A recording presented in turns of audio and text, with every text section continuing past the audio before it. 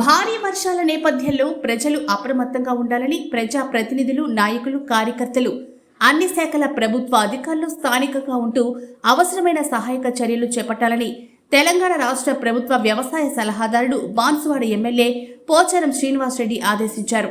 కామారెడ్డి జిల్లా బాన్సువాడలోని తన నివాసంలో 45 మందికి లబ్ధిదారులకు అగ్రోస్ చైర్మన్ కాసుల బాలరాజుతో కలిసి పంపిణీ చేశారు. అనంతరం ఆయన మాట్లాడుతూ, వచ్చే 4 రోజులు భారీ అతి భారీ వర్షాలు పడతాయని చెప్పేసి చెప్తా ఉంది. పడతానున్నాయి, కళ్ళాలు చూస్తున్నాం. అనేక ప్రాంతాల్లో రోడ్ల మీద నీళ్లు పొంగి ఇండ్లు పడిపోయి ప్రాణాలు పోతూ ఉన్నాయి.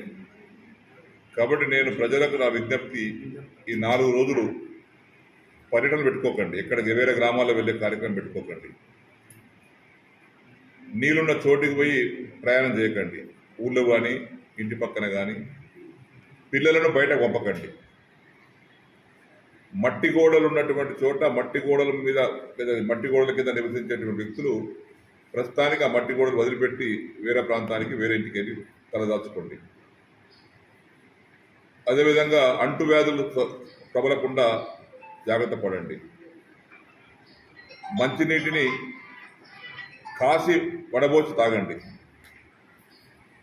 ఎందుకంటే వాతావరణంలో నీటి కలుషితం వల్ల కూడా రోగాలు వస్తాయి. అవి శుభ్రమైనటువంటి భోజనం భోంచేయండి. చేతులు మంచి కడుక్కోండి. వేడివేడి ఆహారం మాత్రమే భుజించండి. బయటకు వెళ్ళి ఇబ్బందులు తెచ్చుకోకండి. ఈ 4 రోజులు ఎవరింటికి వారే పరిమితం కండి. రాష్ట్ర ప్రభుత్వం కూడా హెచ్చరిక జారీ చేసింది. పాఠశాలలు కూడా బంద్ పెట్టారు. కాబట్టి పాఠశాలకు వెళ్ళేటువంటి పిల్లలను ఇంట్లోనే ఉంచుకోండి, బయటకు వెళ్ళనీయకండి. ఇంట్లో ఉన్నటువంటి గర్భిణీ స్త్రీలకు ఎవరు ఉంటే, బాలింతలు ఉంటే వారిని జాగ్రత్త కాపాడుకోండి. ప్రత్యేకంగా బాలింతలకు ఈ వాతావరణం చలి ఉంది కాబట్టి రోగాలు, జ్వరం వస్తుంది. దానికి కాకుండా మంచి గదిలో వేడిగా ఉండే విధంగా కాపాడుకోండి. అన్ని చర్యలు తీసుకోండి. నేను చెప్పేదానికంటే ఇంకెక్కువ చర్యలు తీసుకోండి. మన ప్రాణం ముఖ్యం, మన ఆస్తులు ముఖ్యం, మన పిల్లలు ముఖ్యం.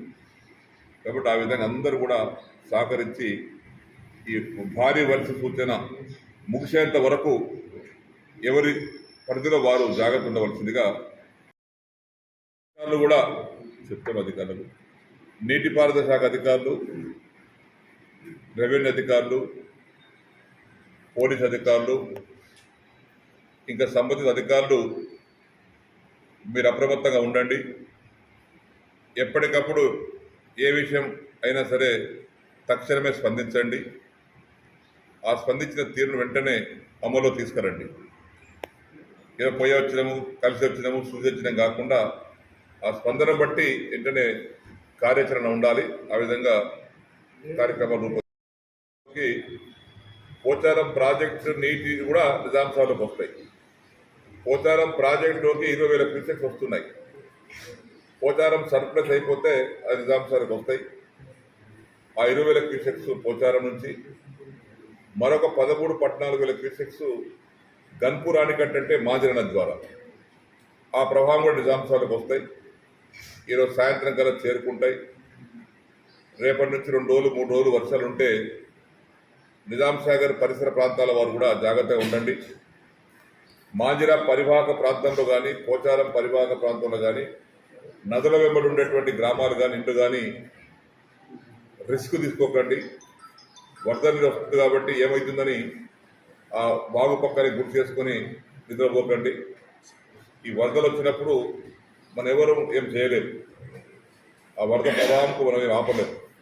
కాబట్టి మాంజిరా ద్వారా వచ్చేటువంటి నీరు కానీ, ఇతర వాగుల ద్వారా వచ్చేటువంటి నీటి కానీ ఆ ప్రవాహానికి దూరంగా ఉండండి.